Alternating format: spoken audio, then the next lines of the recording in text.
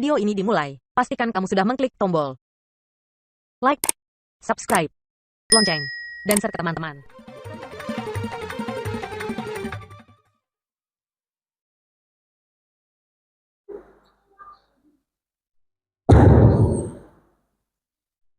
Bismillahirrahmanirrahim. Assalamualaikum warahmatullahi wabarakatuh.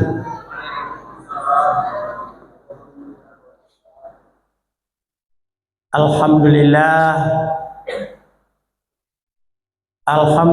rabbil alamin, wassalatu wassalamu ala asrafil anbiya'i wal mursalin wa ala alihi wa sahbihi ajma'in. Ashhadu an la ilaha illallah wa ashhadu anna Muhammadan abduhu wa rasuluh la nabiyya ba'dah. Yang saya hormati Bapak Pengurus Masjid Al-Hijrah dan jajarannya, yang saya hormati Bapak Ibu-ibu yang hadir di maghrib ini menjelang Isya dalam rangka untuk mencari ilmu, menambah ilmu pengetahuan. Dengan adanya semakin banyak kita mendengar tausiah, semakin teballah iman kita. Kemudian kita bersyukur pada Allah, pada malam ini saya bertemu dengan Bapak Ibu di masjid ini itu dengan izin Allah. Kalau tidak dengan izin Allah, tidak bertemu Ustadz dengan Bapak dan Ibu pada malam ini. Makanya sesuatu itu adalah dengan izin Allah. Justru itu sesuatu yang kita lakukan di atas dunia ini dalam kehidupan, itu atas izin Allah. Manusia bisa merencanakan, tetapi keputusan adalah di tangan Allah. Baik menurut kita, belum tentu baik menurut Allah. Betul tak, Bu? Betul kan?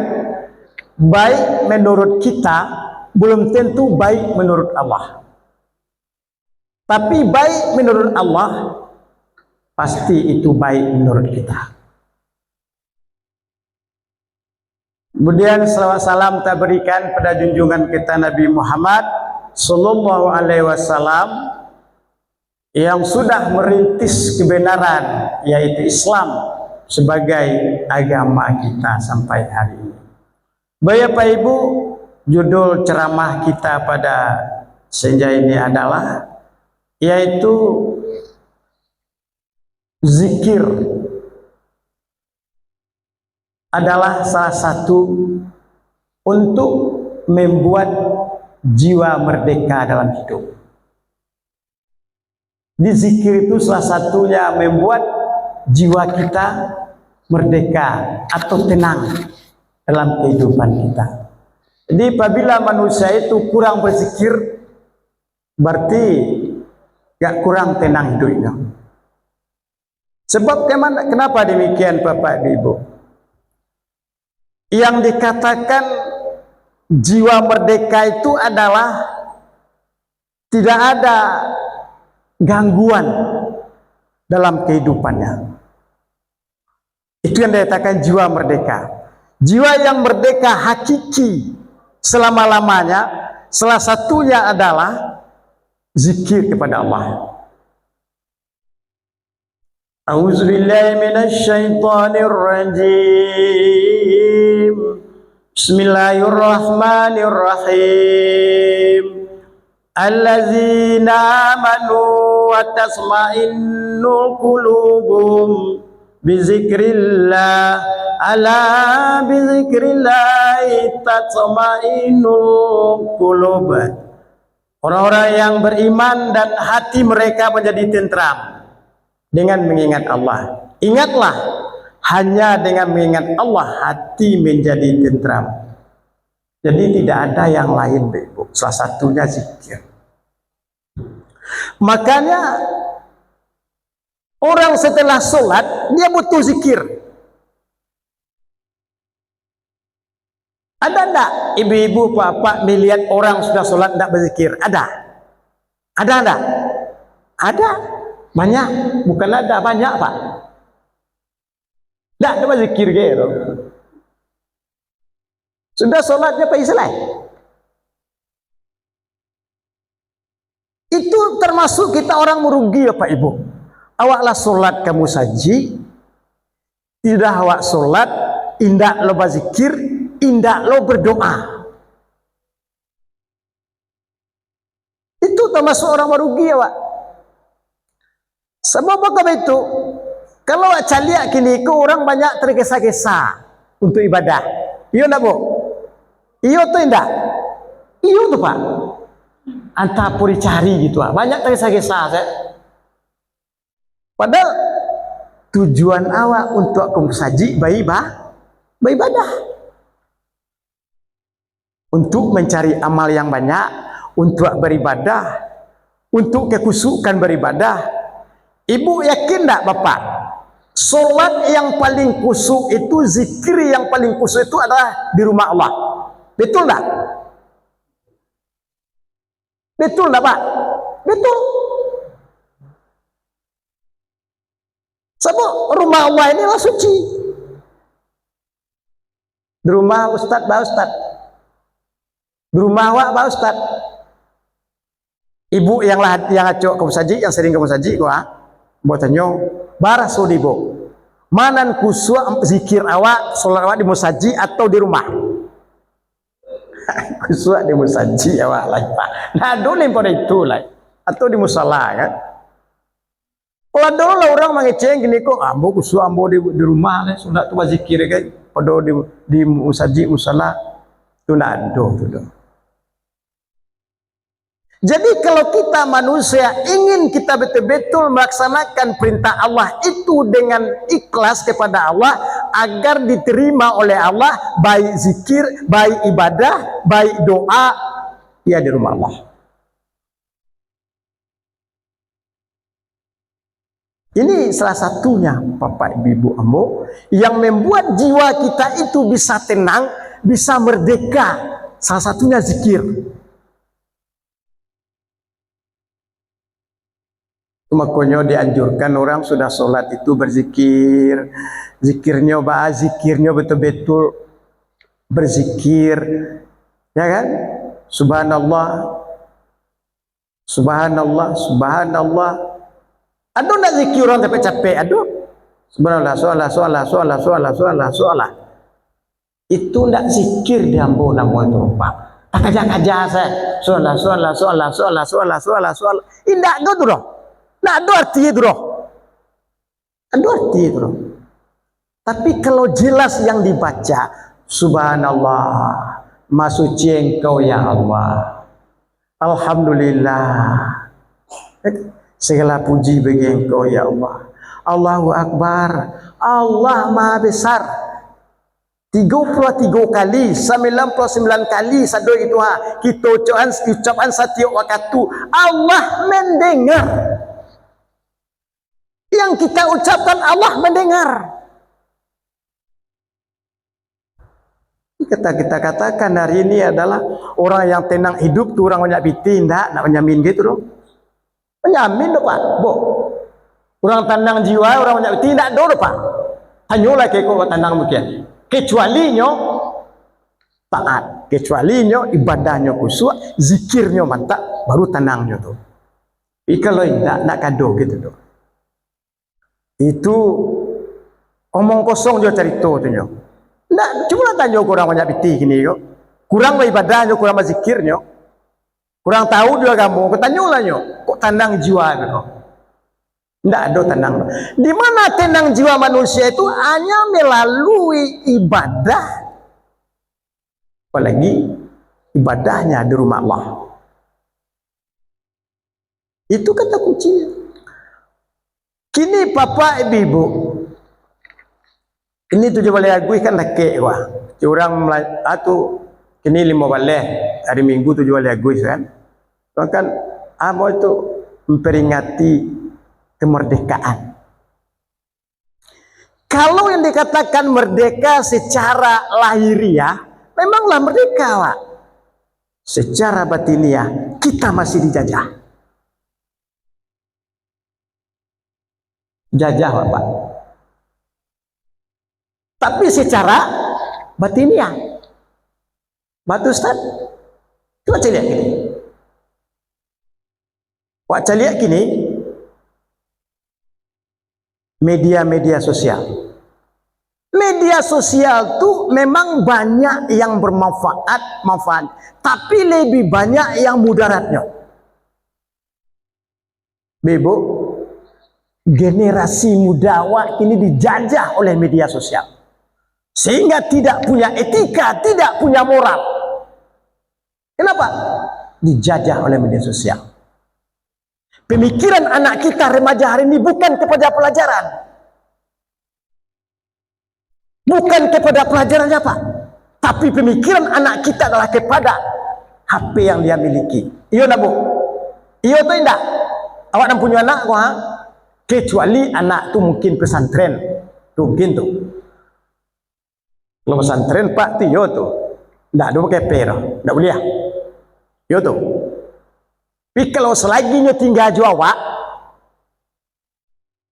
ini salah satu bu, guru-guru kini kok bu, payah mendidik anak di sekolah kini bu. Payah kini pak.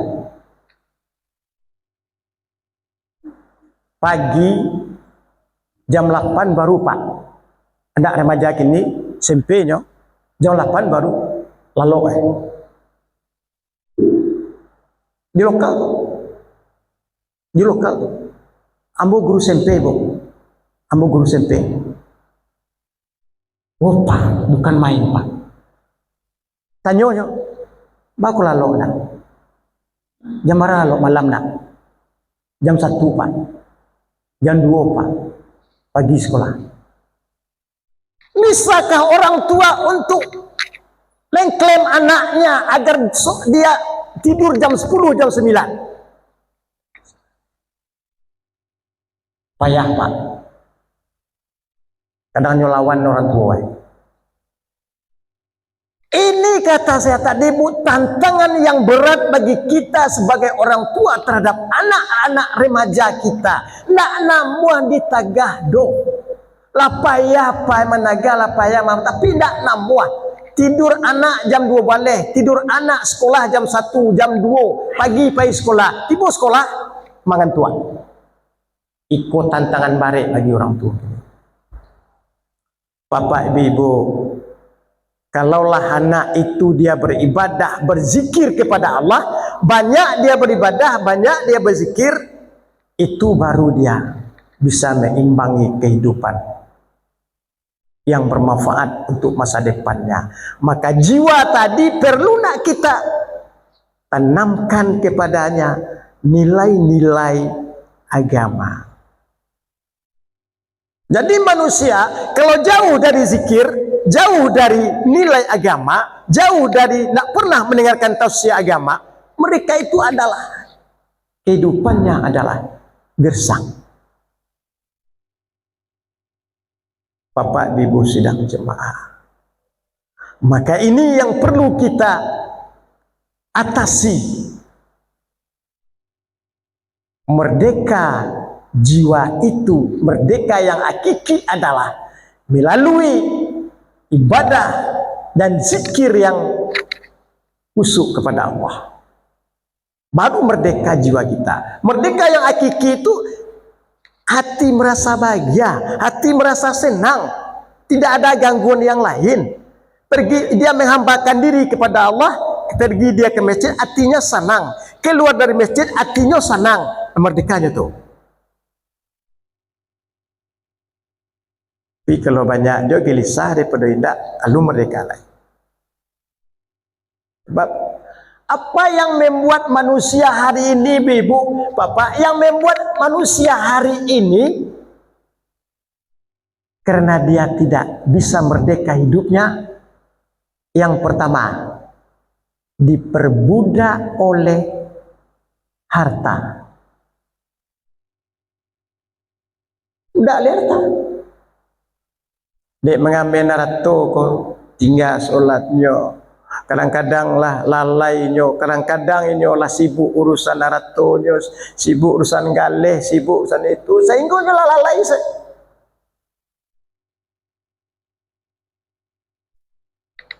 Itu yang pertama. Yang kedua, diperbudak oleh hawa nafsu. Jadi Bapak Ibu, idui awak ko Pak, kalau banyak nah itu cito awak, banyak nah awak inginkan idui ko di dunia ko Ibu, itu nak ada pernah merdeka jiwa awak. Tapi ingin dua ingin tiga, kurang juara suwe baru. Yo kan?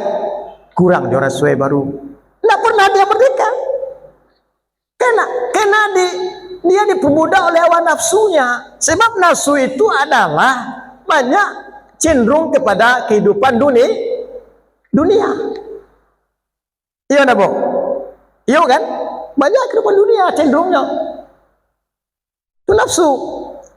Maka orang yang sudah diperbudak oleh hawa nafsunya, maka dia tidak pernah merasakan jiwanya itu tenang dan merdeka. Kenapa? Karena diperbudak oleh hawa nafsunya. Jadi kalau dapat awak, bapak, ibu, jangan sampai perbudak londaknya. Jangan sampai perbudak hawa nafsu. Inilah dia yang bisa untuk membuat diri kita itu cenderung kepada kehidupan dunia saja. Ada orang wirid, nak mau menangga, ada orang mau di rumah, nak pernah baca Quran. Padahal Bapak Ibu karena membuat jiwa merdeka itu di samping kita berzikir pada Allah, ibadah pada Allah, juga membuat jiwa merdeka baca Quran. Sanjo baca Quran. Sampai kalau tidak wirid kan, wirid orang nangga pengajian. Sebab aku nonyo untuk mempertebal iman kita. Ibu yang hadir gini kok kan iman yang tebal kok. Nyo senang nyo kalau pai ke musaji senang nyo itu nyo.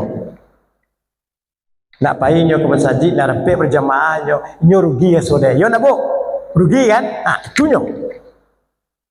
Itu yang sebenarnya. Jadi bagaimana orang-orang yang merasakan dirinya itu merasakan dia diperbudak oleh hawa nafsu, maka untuk agama itu sudah dia entengkan. Sudah sholat dientengkan, baca Quran sudah dientengkan, umpamanya mengenakan tausiah dia tidak mau. Kenapa? Karena diperbudak oleh hawa nafsunya.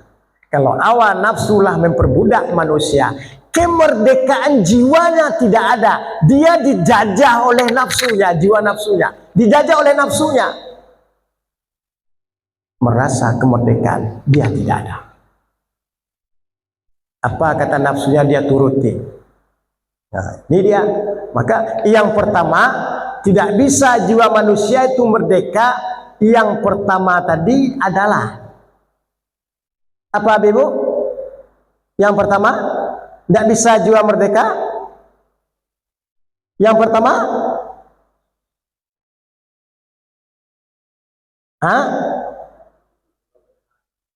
iya. Jadi makanya gitu. Orang yang merasakan dirinya itu, mereka merasakan tidak pernah jiwanya tenang, tidak pernah jiwanya merasakan merdeka dalam hidupnya. Karena mereka sudah dijajah. Dijajah oleh harta, dijajah oleh hawa nafsunya. Dan pemikirnya cuma duniawi. Yang ketiga, hidup manusia tidak akan pernah merasa merdeka apabila dijajah oleh setan. Jajah oleh setan. Sebab setan itu dia menghancurkan kehidupan manusia sampai hari kiamat, mendorong manusia untuk berbuat dosa, mendorong manusia untuk berbuat jahat, mendorong manusia untuk meninggalkan agama. Dia setan, tidak kelihatan, tidak kelihatan dia, tapi dia merasuk di hati manusia, hasutan di hati manusia. Jadi bisa kita merasakan kalau ibu-ibu, bapak, ada keinginan kita untuk berbuat baik, kemudian bimbang.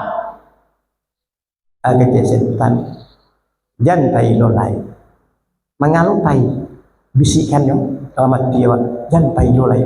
Padahal itu yang baik. Bisikan setan. Jadi bisikan setan kok bapak ibu lebih kuat lagi. Apa yang kuat pak? Sesuatu yang elok pak kerajaan pak, enyo tiba cepet. Tapi namun ruak cana enyo anu mana itu sandang nanti. Di bapak ibu ambo yang tiga kolah yang membuat diri manusia itu merasakan tidak pernah merasakan jiwanya tenang, merasakan kebahagiaan, merasakan merdeka jiwanya. Sebab yang tiga ini yang membuat dirinya sudah diperbudak, sudah dijajah. Ini yang harus kita hindarkan.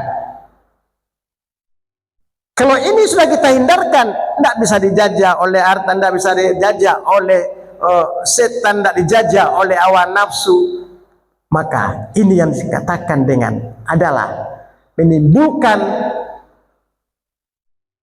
jiwa manusia, spiritual manusia itu merasakan tenang. Spiritualnya, jiwanya tadi. Sebab kebahagiaan itu adalah di spiritual, di jiwa kita. Maka itu yang harus kita pupuk selalu. Orang yang memupuk jiwanya, spiritualnya dengan zikir, dengan ibadah, dengan baca Quran, merasa dirinya senang dan bahagia dan merdeka hidup mereka.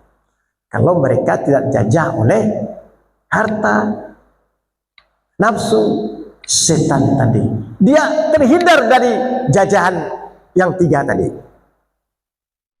Ya, apabila itu terlaksana Bapak Ibu, barulah terwujud kehidupan yang disebut dengan orang yang hidupnya qanaah.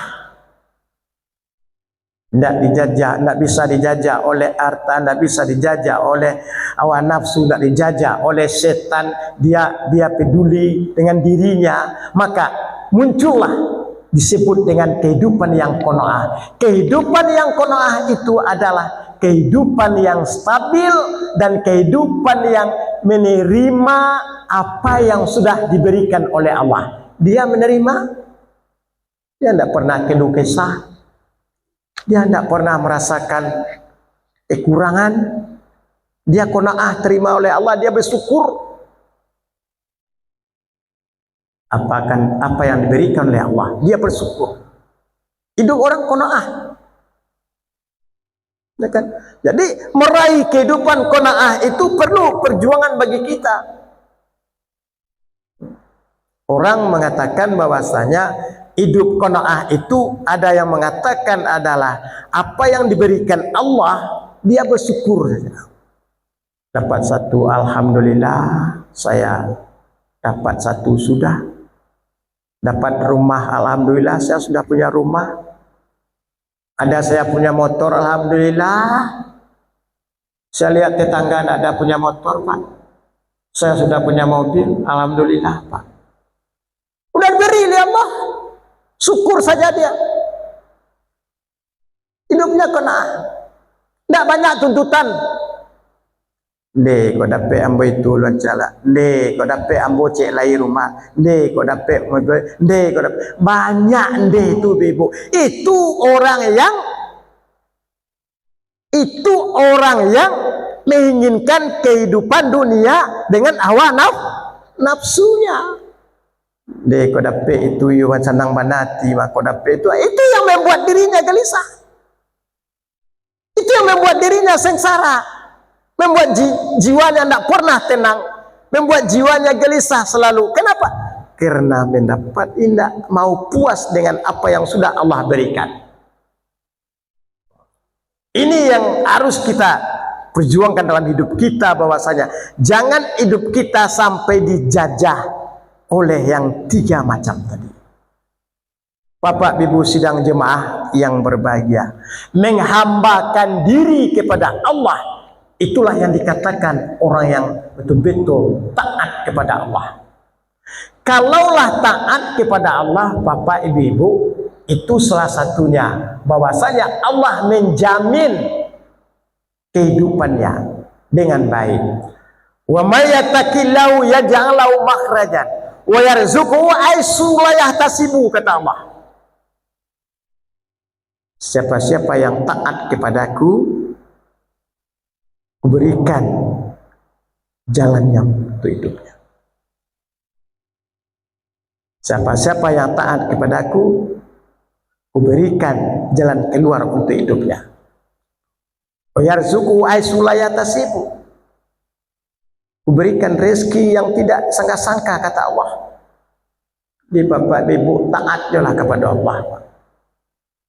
Orang yang taat kepada Allah itu dia merasakan bahwasanya hidupnya selalu diawasi oleh Allah.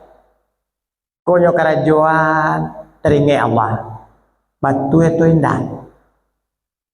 Ikonyo karajoan taringe Allah, doso atau malu. Ikonyo karajoan takwinyo, iko doso. Itu orang yang taat kepada Allah. Jadi kalau orang yang taat kepada Allah itu, Pak Ustaz, inyo takana sekali anyo karajoan takana Allah, apunyo lakukan takana Allah. Itu orang yang taat kepada Allah. Dalam hidupnya hanya merasakan nyaman karena dia selalu taat kepada Allah. Jadi ketaatan kepada Allah itulah yang membuat hati kita merdeka dan bahagia. Dia orang-orang yang datang, dia sering datang ke masjid, dia sering mendengarkan tausiah, dia sering baca Quran, dia melangkahkan kaki ke rumah Allah. Itu berarti dia taat dia kepada Allah itu. Taat dengan hati yang beribadah, rajin beribadah, dan taat menghindari perbuatan-perbuatan dosa. Dia selalu menghambakan dirinya kepada Allah Subhanahu wa taala. Dia teringat kalau inyo mengecek ibu karena kalau berjanjinyo tetap nyobakan nama Allah. Ibu pai ibu iswa, insyaallah nama menunggu Allah itu. Itu kan orang taat. Ibu iswa rencana maka mari ibu pai jalan ibu sudah. Insyaallah ibu pai. Jadi kalimat-kalimat yang dikeluarkan itu adalah betul-betul dia ingat kepada Allah. Alhamdulillah, ambolai berasaki. Alhamdulillah, ambolai sehat. Jangan lupa itu. Ini sehat bu. Oh sehat bernama. Sehat pak. Sehat. Sehat pak. Alhamdulillah. Ini sehat diberikan Allah. Kalimat-kalimat itu pak yang membawa diri kita ingat pada Allah. Tanya orang ibu, ini sehat bu? Alhamdulillah. Itu kalimat yang muncul. Ada sebagian orang sehat, sehat bu? Weh sehat benar gini mah. Berarti tidak melibatkan Allah. Maka apapun yang kita ucapkan libatkan Allah. Itulah tandanya orang yang taat kepada Allah. Dia tidak mau melupakan Allah. Kata-katanya selalu untuk melibatkan Allah. Mendapat rezeki, alhamdulillah. Dapat rezeki, alhamdulillah. Dapat musibah, innalillah.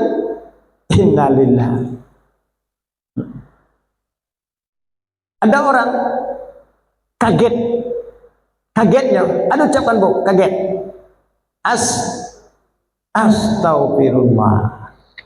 Jadi kalau kaget awak, Ya kan? Astagfirullah. Dengan ucapan-ucapan keseharian yang kita lakukan itu melibatkan kalimat-kalimat Allah, itu salah satu tanda orang yang betul-betul taat kepada Allah.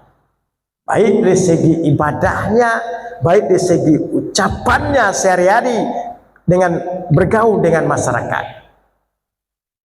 Inilah yang membuat manusia itu, kehidupan kita merasakan selalu diawasi Allah.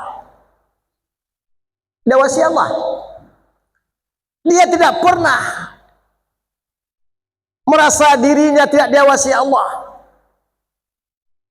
Jadi kalau diawasi ada Allah, Pak takwid, banyak wak takwid melakukan sesuatu. Banyak wak di kantor, banyak wak di kerajo di mas, kan kalau diawasi Allah rasanya diri awak takwid. Semua je mulut awak talompek, oh dia talompek mulut ambo, astagfirullah, astagfirullah, minta ampun pada Allah.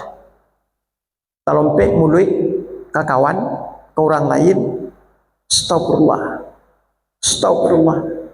Selalu minta capek minta ampunnya ke Allah.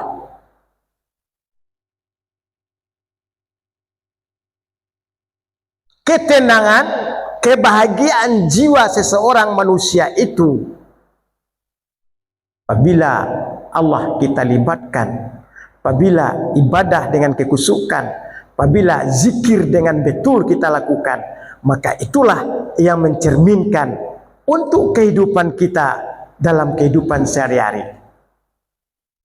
Keluar dari mulutnya enak orang mendengar, penglihatannya senang orang melihat, perbuatannya merasakan orang memandangnya baik dengan masyarakat, dia baik dengan masyarakat, dia baik dengan lingkungannya.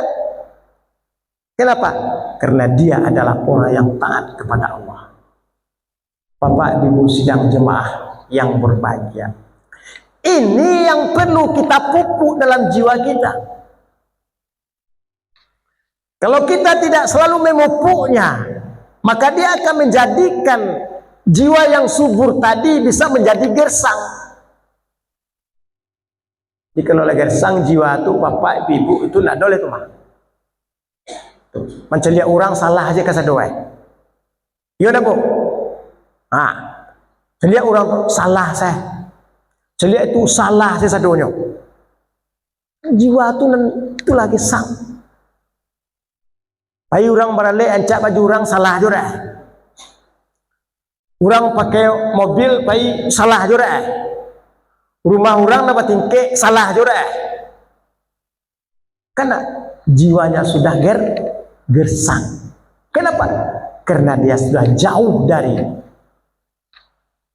Allah. Lalu nelok orang leyo do. Inyo suang nelok ya. Suku penyalahan orang. Itulah karena jiwa. Inyo nama tuai. Ya nabo. Inyo nama tuai orang salah. Lihat dos koto. Lai kecil lai itu indah. Lai mungkin mah. Di maju daerah lai mah. Iyo pak. Inyo nama tuai orang salah sadoai. Inyo nama na orang salah sadoai. Itu jiwa tadi itu. Di kerajaan orang itu salah deh. Inyo mengerajuan, tidak pandai deh. Nah ini apabila ada di kalangan masyarakat seperti ini, cepatlah obati jiwa itu. Taatlah kepada Allah, kembalilah kepada Allah. Itu ya. Kalau orang merasa seperti itu, bu, inyo orang nan benar, orang salah, sadonyo berpikiran negatif kepada orang, ya kan? Pikiran negatif kepada orang itu tidak boleh tuh mah. Tidak kapan tandang jiwa itu loh. Sebab orang yang seperti ini ada di masyarakat banyak. Di masyarakat ada. Siapa orangnya? Orang yang jauh dari Allah. Orang tidak pernah mendengarkan tausiah-tausiah agama. Orang tidak terikat dengan Al-Quran. Dia berzikir jarang. Semua orang dia katakan salah. Dia orang yang benar. Dia orang yang santia. Dia orang yang pintar, Pak. Dia orang yang... Pokok dia semuanya. Orang salah semuanya. Ini sudah rusak ini. Maka jiwa tadi perlu kita pupuk. Perlu kita sirami. Yang siraminya adalah zikrullah. Jadi kalau zikrullah ini melekat ke jiwa kita, Bapak Ibu. Zikir yang sempurna, ibadah yang baik, itu adalah yang mengobati jiwa manusia itu. Selama ini jiwanya sakit bisa diobati dengan melalui itu. Ini orang mengatakan hari ini adalah ikut lagi nih kalau banyak orang sakit. Ya banyak orang sakit ini. Ya sakit letak dong. Nah sakit tapi kuah. Sebut dengan kolbu. Jiwa secara psikologinya. Cara agama kolbu. Jadi permasalahan hidup kita Ibu itu adalah tergantung kepada hati kita. Jiwa kita. Baik jiwa kita, maka kehidupan baik kita rasakan. Baik jiwa kita, bersih hati kita, kita merasakan bersih kehidupan. Ini saling menghargai orang, menghargai pendapat orang lain, menghargai pendapat orang lain. Halanya orang itu dia jiwanya sehat, dihargai jiwa orang, pendapat orang dihargai. Dia tidak mau menang sendiri, Pak. Nah, dengar pendapat orang ini dulu. Bapak ini, dengar pendapat bapak ini, dengar pendapat ibu ini, itu dia. Kenapa? Karena jiwanya tadi merasakan dekat dengan Allah. Dia menerima apa yang orang berikan pada mereka, mereka menanggap dengan baik. Jadi kalau orang tidak menanggap dengan baik, Pak, elok kecewa, buruak jodoh. Elok wak kecewa, buruak jodoh. Ini apa tuh? Jiwa tadi. Jadi obatilah hati kita, jiwa kita dengan zikir kepada Allah dan melalui ibadah-ibadah yang lainnya. Bapak Ibu sidang jemaah yang dirahmati Allah. Maka ujung darinya tadi adalah ujungnya apa? Ujungnya apabila sudah taat kepada Allah, menghambakan diri kepada Allah, betul zikirnya setiap saat, ujung-ujungnya kehidupan dunia ini dia merasakan merdeka. Itulah orang hidupnya qanaah. Dikatakan hidupnya qanaah. Itulah dia. Untuk mencapai itu memang butuh perjuangan. Dia tidak diganggu, tidak bisa diganggu dengan yang lain. Dia adalah orang-orang yang betul-betul merasakan dirinya adalah orang-orang yang diawasi oleh Allah. Ini dia. Maka ini yang perlu kita tanamkan dalam kehidupan ini agar jiwa kita merdeka, merdeka yang hakiki sampai hari esok kehidupan ini yang perlu kita perbaiki. Kita perbaiki, kita laksanakan, kita lakukan. Semua orang-orang yang seperti ini adalah orang yang betul-betul menghambakan diri kepada Allah. Orang yang merasakan hidupnya tenang itu orang yang betul menghambakan dirinya kepada Allah. Ujung-ujungnya itu adalah dia, apa yang dia lakukan dalam hidup ini, dia melibatkan Allah.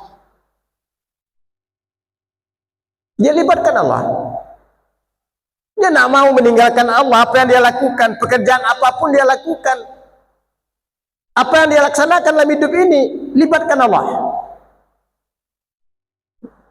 Nih, salah satunya yang membuat kita bisa untuk mendapatkan kehidupan yang merdeka, yang hakiki tadi. Bapak Ibu sidang jemaah yang berbahagia, ini yang perlu kita suburkan.